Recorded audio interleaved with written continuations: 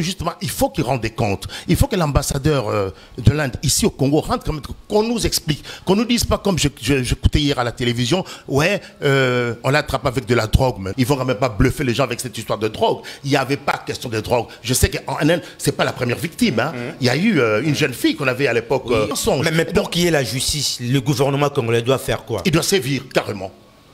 Carrément. Et s'il faut rompre les relations diplomatiques avec l'Inde, le temps qu'on voit est clair. Ben, moi, je suis d'accord. Vous ne voyez pas qu'il y aura des conséquences directes par rapport à notre pays? Mais quelles conséquences? Il n'y aura pas de conséquences. Nous, on ne vit pas par rapport à l'Inde, actuellement. Donc, il faut tout faire pour que la situation s'améliore au Congo, garder nos jeunes au Congo, parce que nous avons besoin de ces jeunes-là. Nous avons besoin de la population congolaise ici au Congo. Un Indien arrive ici, il a toutes les facilités. Un Libanais, un Chinois. Et pourquoi pas les Congolais? Pourquoi pas les Congolais? J'avais entendu et j'ai vu. Félicitations à Congo Promo TV. Bonjour et merci une fois de plus de nous renouveler votre confiance à travers votre magazine qui n'est rien d'autre que Réalité Plus. Comme vous le savez bien, à travers cette émission, nous traitons de sujets liés au vécu quotidien des Congolais en général et des Quinois en particulier. J'ose croire qu'on va passer de beaux moments ce matin. Je tiens à remercier mon équipe, Cédric Bakamana, qui assure du côté de la réalisation de cette émission. Et j'en profite pour saluer notre boss, mon boss.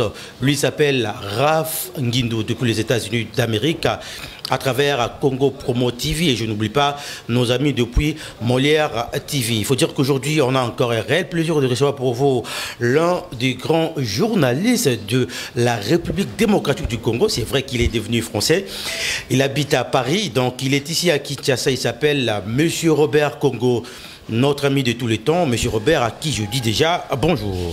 Bonjour Moss. Vous allez bien? Ça va très bien. Alors, c'est un grand plaisir encore de vous recevoir dans mon émission. Je pense que votre séjour à Kinshasa, ça se passe très bien. Ça se passe très bien, très bien. Ben, je ne me plains pas. Je suis occupé à un projet privé, mais ça va, ça va. Alors, d'abord, parlons un peu du social aujourd'hui, M. Robert Congo. Bien que vous êtes devenu français, tout ce qui se passe dans notre pays, ça vous préoccupe aussi tant que Congolais d'origine. D'abord, quelle lecture faites-vous par rapport à la vie sociale des Congolais d'une manière générale? Je ne mâcherai pas mes mots pour dire que la situation sociale est déplorable. Et ça fait bientôt un mois que je suis ici à Kinshasa, en République démocratique du Congo, mais ce que je vois me déplaît et m'attriste vraiment. Quand on voit la population de Kinshasa, par exemple, quand on voit ce qui s'y passe, quand on voit les problèmes de transport, quand on voit même la façon de vivre des gens, il y a du travail à faire. Il y a du travail. Mais selon vous, la priorité devait être quoi pour que la population se retrouve ici en République démocratique du Congo? La priorité, c'est justement de créer des emplois. Il faut arriver à créer des emplois. Je ne sais pas si l'ANESA, qui existait à l'époque de Mobutu, qui était l'Association nationale des entrepreneurs zaïrois à l'époque, si encore ce genre d'association. Parce qu'il faut arriver à trouver une solution pour créer des emplois. On voit nos jeunes qui sortent de l'université, qui sortent des écoles, mais qui sont au chômage. Et ça fait très mal. Et ces gens, ils finissent...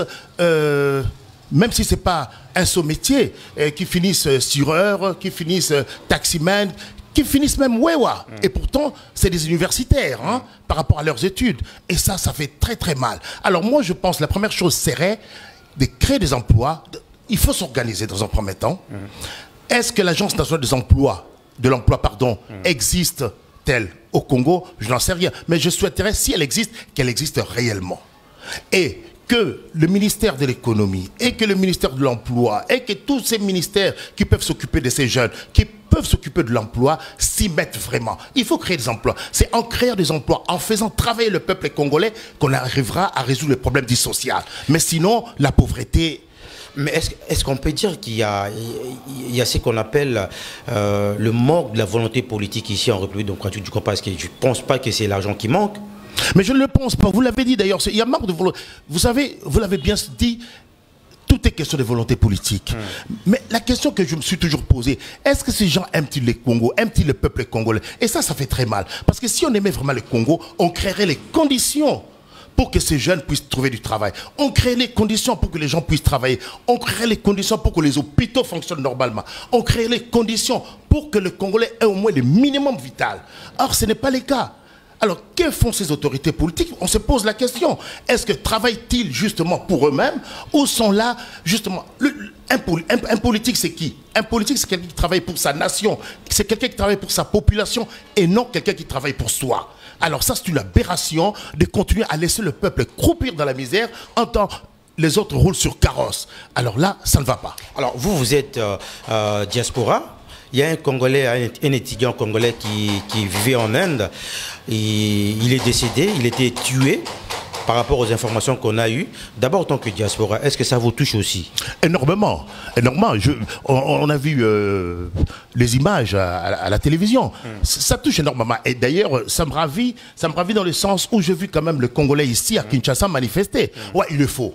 Il faut justement, il faut qu'il rende des comptes. Il faut que l'ambassadeur de l'Inde ici au Congo rentre quand même, qu'on nous explique, qu'on nous dise pas comme j'écoutais hier à la télévision, ouais, on l'attrape avec de la drogue, mais non, ben, un gros mensonge. On se justifie pas comme ça. Ils vont quand même pas bluffer les gens avec cette histoire de drogue. Il n'y avait pas question de drogue. Je sais qu'en Inde, c'est pas la première victime. Hein. Il y a eu une jeune fille qu'on avait à l'époque. Oui, j'ai oublié son nom. Voilà.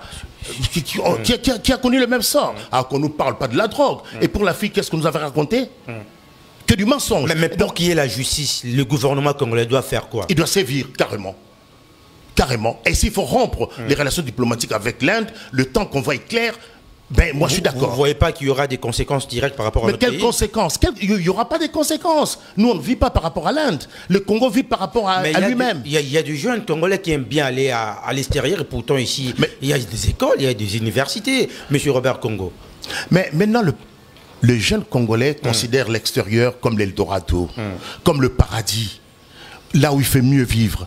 Je peux comprendre, mais pour moi, de par mon expérience, je trouve que c'est une aberration. On peut mieux faire ici. Le peuple congolais doit trouver sa solution ici, au Congo. Ce n'est pas à l'extérieur. Même si, je le répète, même si je comprends leur comportement, même s'ils cherchent à aller... Tout le monde dit, ah, je vais aller en Europe, je vais aller à l'extérieur, en Afrique ou ailleurs, aux États-Unis, en Asie. C'est bien, c'est bien. Mais il faut toujours faire attention. Ne pense pas que là où on va, on trouvera mieux qu'au Congo. Partout, c'est difficile actuellement. Donc, il faut tout faire pour que la situation s'améliore au Congo, garder nos jeunes au Congo, parce que nous avons besoin de ces jeunes-là. Nous avons besoin de la population congolaise ici au Congo. Et la diaspora travaille pour revenir ici au Congo, investir. Là, vous avez donné raison à Félix Tshisekedi qui avait demandé à toute la diaspora congolaise de rentrer dans leur pays natal pour revenir investir et puis donner de l'emploi à la population. Mais la diaspora ne refuse pas de revenir, bien au contraire. Mais le problème, il faut créer les conditions pour que cette population... Quelles conditions que vous demandez? Mais toutes les tracasseries administratives qu'il y a, ben, je pense vous l'avoir dit à une autre occasion, que l'étranger a beaucoup plus de facilité d'investir ici au Congo qu'un autochtone. Quand je parle d'autochtone, même la diaspora, c'est un autochtone, c'est un Congolais.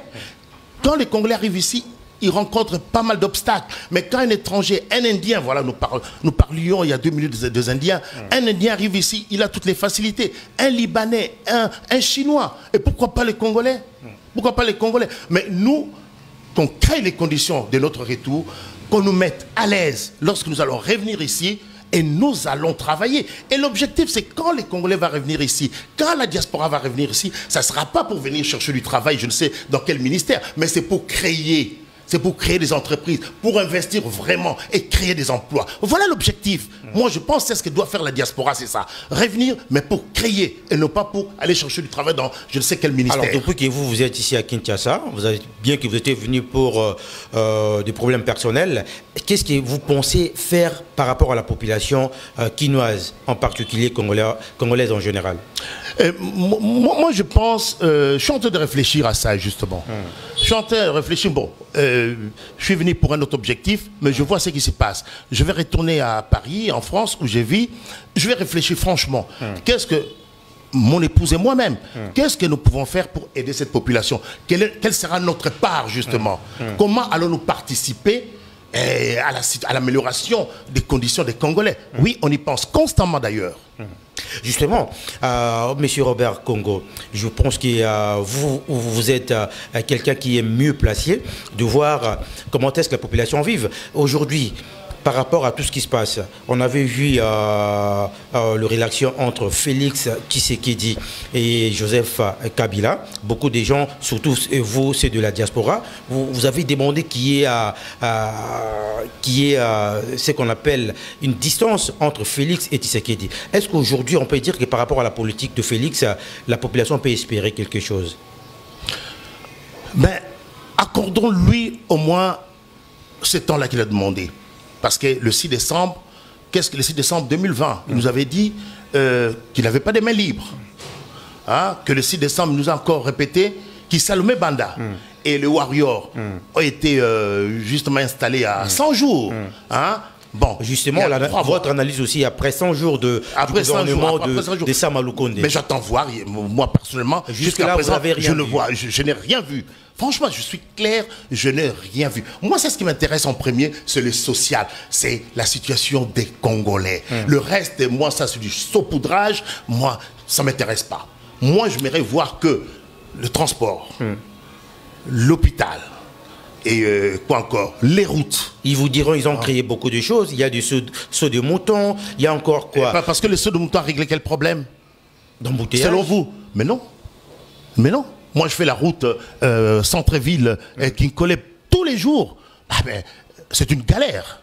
C'est une galère. Bon, qu'on arrête de nous raconter quand même des conneries. Bon, voilà. De ce côté-là, c'est pas ça. C'est pas créer des sauts de moutons qu'on peut régler le problème des embouteillages. Les embouteillages, moi, je pense qu'il y en a toujours. Vous le savez. Moi, je vois même des gens qui ne respectent même pas le code de la route. Des gens qui prennent des sens interdits. Les gens conduisent comme ils peuvent. Donc, c'est déplorable. Pourquoi? Parce qu'il n'y a pas des routes. Il n'y en a pas. Il faut en créer justement. Ben, je ne dis pas que le gouvernement Sama Lukonde pouvait faire tout ça en 3 mois. Non, je n'ai pas dit ça du tout. Mais moi, j'aimerais vraiment on aimerait voir du concret. Que le peuple congolais dise, ah, là, ma situation commence à changer. Ah, voilà.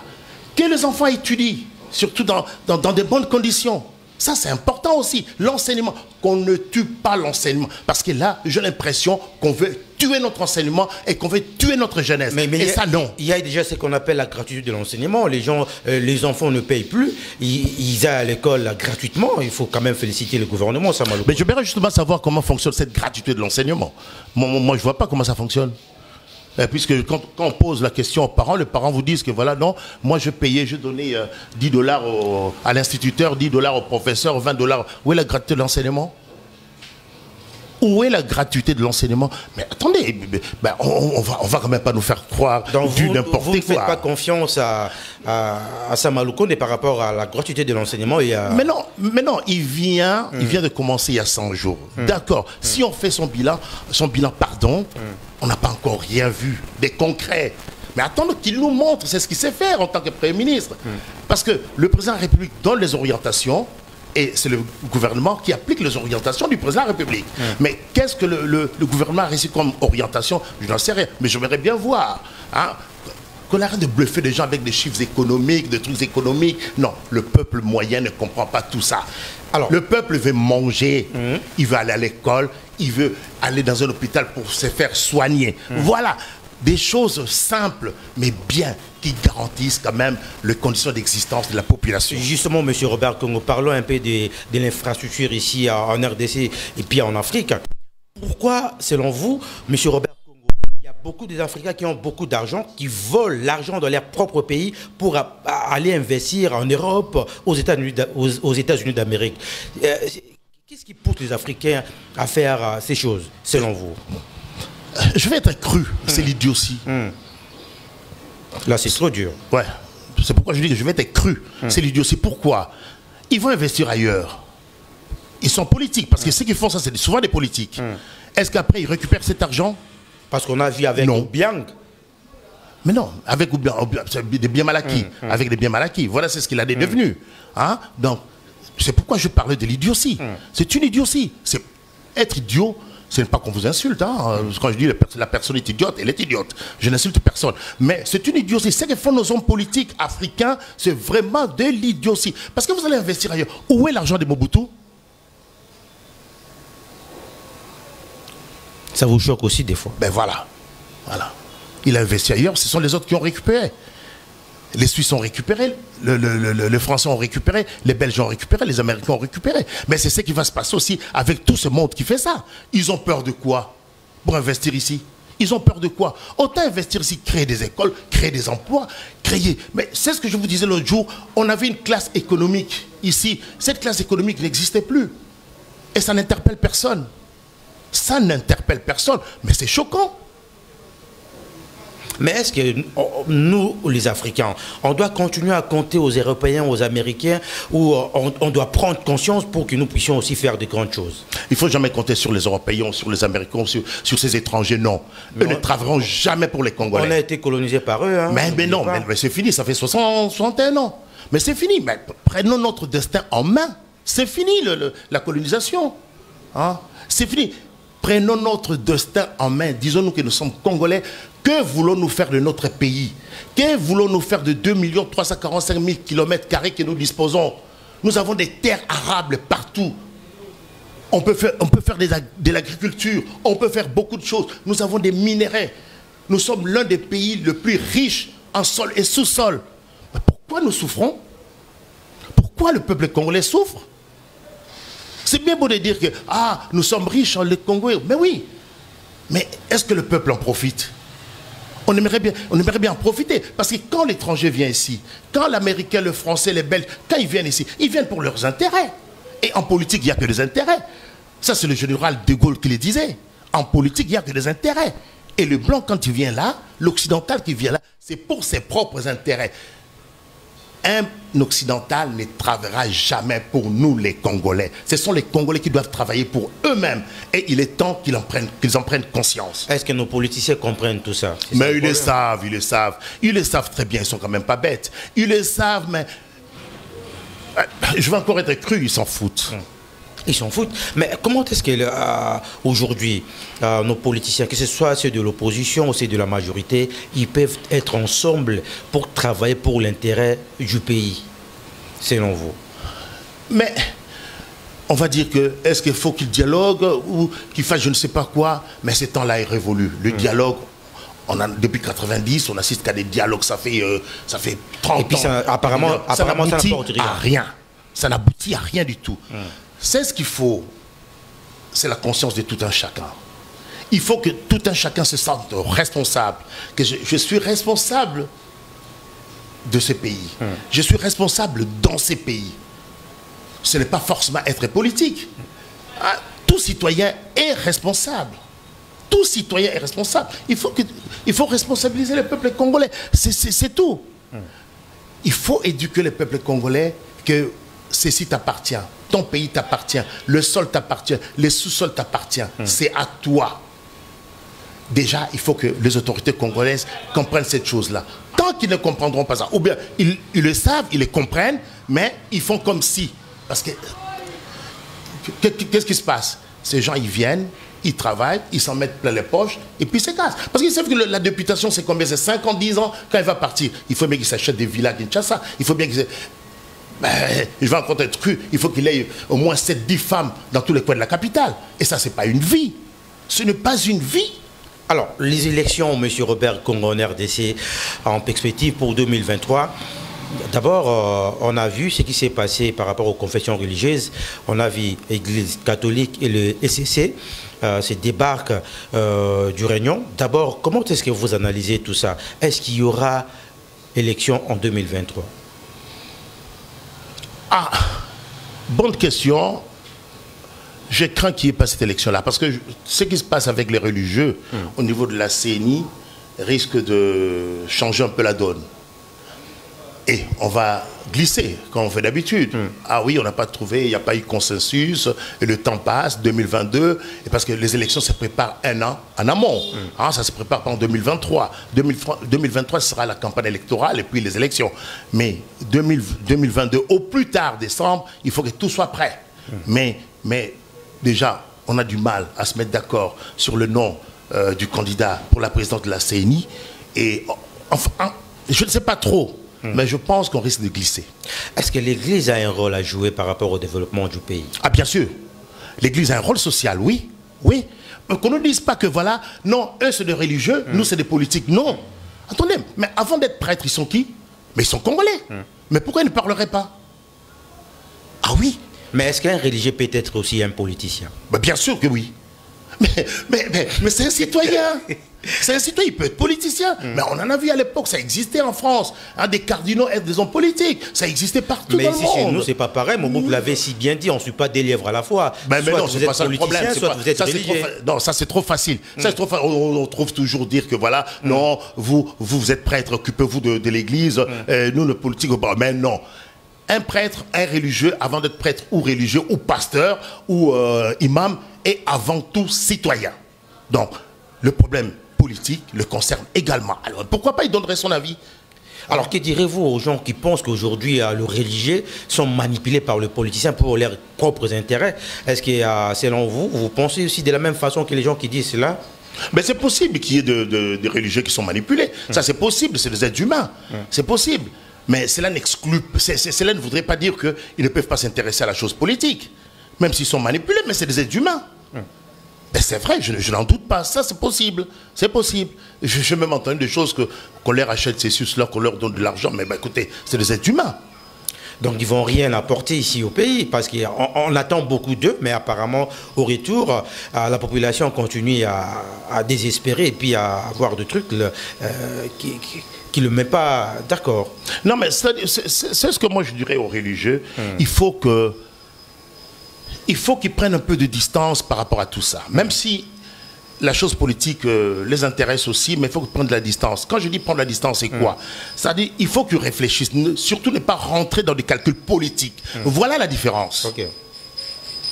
On peut s'intéresser à la politique, mais sans vouloir trop rentrer dans des calculs politiques. Mais là, l'impression que ces religieux nous donnent, ils rentrent dans des calculs politiques. Or, le calcul politique, ce n'est pas à eux de le faire. Les calculs politiques, ça c'est aux politiciens. Mais eux, ils sont là, écoutez, nous avons un rôle à jouer, surtout le rôle social. Voilà, nous on est là, quand ça ne va pas, on peut interpeller, parce qu'on est là pour l'homme. N'oublie pas la mission de l'Église, c'est l'homme d'abord. L'homme. On est là pour l'homme. Quand l'homme ne va pas, l'Église aussi ne va pas. Donc ils sont là pour ça. Mais rentrer dans des calculs politiques, il faut celui-là, pas celui-là parce que la personne est de telle région, et moi je suis de telle région, mais je voudrais mettre celui-là parce que c'est mon frère, parce que c'est mon cousin, parce que c'est l'ami, on s'est mis d'accord. Donc ça c'est le calcul politicien que je ne souhaiterais. Il ne faut pas que l'Église rentre dans ce jeu-là, c'est dangereux pour eux. Parce qu'en faisant ce jeu-là justement, les prêtres se discréditent. Alors, M. Robert Congo, quelle est la place de la culture dans un pays quelconque? Important. La culture, non, ça c'est important. C'est important. Parce que moi, que bientôt on aura la francophonie ici dans notre pays. Mais justement, j'attends comment ça va se passer. J'attends justement comment ça va se passer. Parce que la culture, on ne peut pas. Parce que tout tient par la culture. Tout tient par la culture. Hein? Moi, je verrais bien qu'à la francophonie, il y aura justement ce truc, la francophonie ici, qu'on nous parle surtout de l'intérêt de la lecture. Je verrais quand même, qu'on mette un accent sur ça. Parce que les Congolais ne lisent pas. Le Congolais ne lit pas. Il a même du mal à lire un journal. Et un livre n'en parle même pas. Parce que là, c'est pour l'embêter. C'est ce qu'il faut. Même nous, journalistes, les journalistes congolais ne lisent pas. Et c'est dangereux. Comment un journaliste peut rester comme ça un mois sans lire? Mais c'est une aberration. C'est une aberration. Parce que par la culture, pardon, pas par le livre, on se cultive. C'est ça la culture, parce que tout va s'évaporer. Mais c'est ce qui reste après avoir lu. C'est ce qu'on appelle la culture. Peut-être parce que le gouvernement n'investit pas dans l'homme. Il y a un politicien, je crois, c'était à l'époque Zaïd Ngoma qui avait dit on doit investir dans l'homme. Mais apparemment dans notre pays, on n'investit pas dans l'homme. Mais c'est ce qu'il faudrait faire. C'est pourquoi je dis le rôle de l'Église en parlant justement de l'homme. Donc l'homme est au centre de tout. Il faut d'abord voir l'homme. Il ne faut pas voir ce qui est à côté. Il faut d'abord voir l'homme. Que puis-je faire moi, gouvernant, pour rendre cet homme heureux? Voilà la question qu'il faut se poser. Ça, c'est le rôle du politique. Qu'est-ce que je peux faire pour rendre ce peuple heureux? Rendre l'homme congolais heureux? C'est ça. Et les jours où ils vont se poser vraiment cette question, je dis bien vraiment cette question, qui donnera la réponse, je pense que tout ira pour le mieux. Alors, en 1960, ici en RDC, République démocratique du Congo à l'époque, il faut dire que la musique avait joué un grand rôle. Alors, pour vous, en observant aujourd'hui, est-ce qu'on peut dire que les artistes d'aujourd'hui font aussi quelque chose pour qu'il y ait le développement, pour qu'il y ait les avancements dans notre pays? Non, si je compare les différentes époques, je dirais que la musique congolaise d'aujourd'hui a beaucoup, beaucoup faibli. C'est dû à quoi? C'est toujours à l'image du pays. Hein. Toujours à l'image du pays. Je ne connais pas les artistes, c'est à l'image du pays. Parce que tu vois, à l'époque, il y avait des Franco, il y avait des Mavatikou, il y avait des Rochero, il y avait de Ndombe Opetum, des choses qui ont beaucoup. Mais ces gens-là, et même les jeunes à l'époque, hein, il y avait le Chama Donamo Betty, les Mopero Amaloba, il y en a beaucoup. Hein. Quand ils composaient ces gens-là, il y avait un message qu'ils arrivaient à faire passer. Rochero, il faisait passer, il y a des messages. Aujourd'hui, est-ce qu'on entend encore ce genre de messages? C'est vrai, on va dire que c'est des chansons d'amour, mais dans la chanson, un type comme Rochero, il chantait l'amour, souvent, parce que c'était un sentimentaliste, il chantait l'amour, mais dans son message, il y avait un enseignement à tirer. Il y avait toujours un enseignement à tirer. Mais tel n'est pas le cas aujourd'hui avec les jeunes artistes. Malheureusement, c'est ce que je vois. Et la musique congolaise, c'est vrai que la musique congolaise a reculé. Elle a reculé pourquoi? Parce que la rumba, ils ont perdu le sens de la rumba. Notre base, c'est la rumba. Maintenant, c'est facile de faire ce qu'ils font. Ils vont à Paris, ils vont partout avec la programmation. Tout est facile pour eux maintenant. Or, avant, nos artistes composaient la musique, les textes. Aujourd'hui, on écoute par exemple Ferré, on écoute Fali. Écoutez simplement la musique. C'est deux fois, pour faire la différence, simplement quand on sait faire le distinguo entre la voix de Fali et la voix de vous vivez avec eux en Europe, surtout les anciens chanteurs congolais, mais ça ne vous donne pas deux fois des idées à leur prodiguer pour qu'ils puissent changer aussi à vous, soit améliorer leur façon de faire, M. Robert Congo? Tu sais, nos artistes et musiciens sont trop orgueilleux. Ah bon? Ah oui. Ce n'est même pas à nous. Mais s'ils étaient vraiment... Bon, je ne dis pas qu'ils ne sont pas intelligents, mais s'ils étaient vraiment sages, c'est ce qu'ils allaient faire, c'est aller travailler, chercher ces vieux qui sont en Europe, qui ont fait de la bonne musique de l'époque, aller demander conseil. Vieux, comment vous travaillez à l'époque? Comment se passait ceci? Or, ils ne le font pas. Ils ne le font pas. Pourquoi? Parce que c'est l'orgueil. Maintenant, ils ont tout. C'est ce que nos vieux n'avaient pas à l'époque. Ils ont de YouTube, ils cherchent de vues, ils ont de l'argent. Je fais 200 000 vues, 500 000 vues, 1 million de vues. C'est ce que c'est pas avant. Bon, maintenant, ils ont cet argent-là. Maintenant, ils se croient arrivés. Ils se croient supérieurs à ce vieux-là. Or, c'est une erreur. C'est une aberration. Non. Est-ce qu'on peut dire qu'aujourd'hui, notre musique est en baisse? Oui. La musique congolaise est en baisse, oui, ça faut le dire.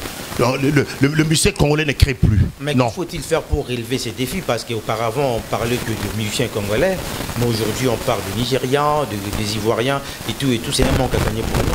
Ben oui, bien sûr, mais comme je vous disais tout à l'heure, tout est à l'image du pays.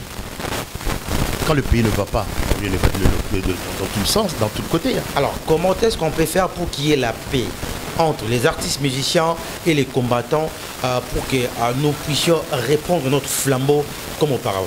Mais qu'est-ce qu'ils ont fait les combattants par rapport à ça? Ils n'ont rien fait. Simplement, ils ont interdit la musique. Mais les musiciens demandent qui est la musique ça viendra. À Paris, en Belgique et tout. Mais ça viendra, ça viendra, soyons pas pressés. Ok, ça viendra. Déjà, Kofi Olomidé, on avait parlé de ça dernièrement. Il va jouer à son concert au mois d'octobre et puis Weranson au mois de septembre. Quelle chance que vous donnez à ces deux artistes? Attendons voir si ces concerts auront lieu. Mais moi, ça m'étonne. Mais franchement, Kofi, Kofi c'est un peu son genre. Hein. Il aime bien provoquer. Ouera, je ne sais pas, mais Kofi il aime bien provoquer. Mais sur la provocation, parce qu'il sait qu'il y a de fortes chances que son concert n'ait pas lieu. Il le sait. Ouera sonne en septembre, si entre-temps on n'est pas confiné. Et si on est confiné, il peut oublier le 17 septembre. Hein. Il peut oublier. Alors, vous vivez en Europe. Est-ce qu'en Europe, vous avez beaucoup de temps, beaucoup de sacrifices d'étudier, d'être ce que vous êtes aujourd'hui? On est très fiers de vous, en tant que Congolais d'origine. D'abord, est-ce que trouver de l'emploi en Europe, pour des gens qui vivent en Europe, est-ce que c'est facile, surtout dans le milieu congolais? Non, c'est pas facile parce que, vous savez, on n'est pas chez nous là-bas. Hein, c'est pourquoi on a toujours dit qu'on est toujours mieux chez soi. Donc, c'est difficile pour un étranger de trouver facilement du travail là-bas. Même s'il y en a, hein, ils trouvent, ils travaillent, ils étudient, mais et ça dépend de quel emploi, ça dépend de la formation, ça dépend de l'environnement aussi, le milieu dans lequel on évolue. Parce que si on évolue dans un milieu où c'est compliqué, il y a des gens qui évoluent dans un milieu où ça ne fait pas sérieux et qu'on a bousillé son casier judiciaire pour trouver du travail, c'est compliqué. Voilà. Donc il y a plusieurs paramètres, mais il faut dire que ce n'est pas facile de trouver du travail quand on est étranger dans un pays occidental. Alors, comment est-ce qu'on peut faire pour relever le défi et que les Congolais puissent vivre mieux chez lui? Ici au Congo, par exemple, oui. Il faut l'aider. Il faut créer les conditions de bonne existence pour le peuple congolais. Il faut créer ces conditions. Mais moi, je pense que le peuple congolais, il a tout. C'est ce que je disais. Les richesses, le peuple congolais en a. Ce qui lui manque, c'est justement que les autorités prennent leurs responsabilités, qui mettent ce peuple dans de bonnes conditions d'existence. Ce peuple va... Vous savez, le peuple congolais n'est pas têtu. S'il mange le matin, il mange à midi, il mange le soir. L'enfant va à l'école, il peut circuler librement, il peut vaquer dans ses occupations librement, il vit sa vie tranquille. Je pense que la politique, ce n'est pas ça qui intéresse trop le peuple congolais. Mais si le peuple congolais s'intéresse aujourd'hui vraiment à la politique, et il a le droit de s'intéresser à la politique parce qu'il est concerné par la politique, mais c'est parce que le pays ne va pas. Il ne faut pas se leurrer, il ne faut pas le cacher, il faut le dire, le pays ne va pas. C'est pourquoi je souhaite à ces gouvernements qu'ils fassent des choses d'ici 2023, qu'ils fassent vraiment des choses pour sortir le peuple congolais du bourbier dans lequel il se trouve aujourd'hui. Merci, M. Robert Congo, d'avoir répondu à notre invitation. Merci. Merci beaucoup à vous tous qui nous avez suivis. On est arrivé à la fin de cette émission. Donc, merci à mon équipe, Cédric Bakamana qui était à la réalisation, à mon boss, Rafungunde, et pourquoi pas nos amis qui nous suivent depuis Molière TV. Je n'oublie pas de saluer à toutes les personnes qui ne cessent de nous soutenir de loin tout comme de près. Jude Muzembo, Glody Muzembo, ainsi qu'à ma soeur Patricia Tati Osakano depuis London City. Je vous dis bye bye, à la prochaine.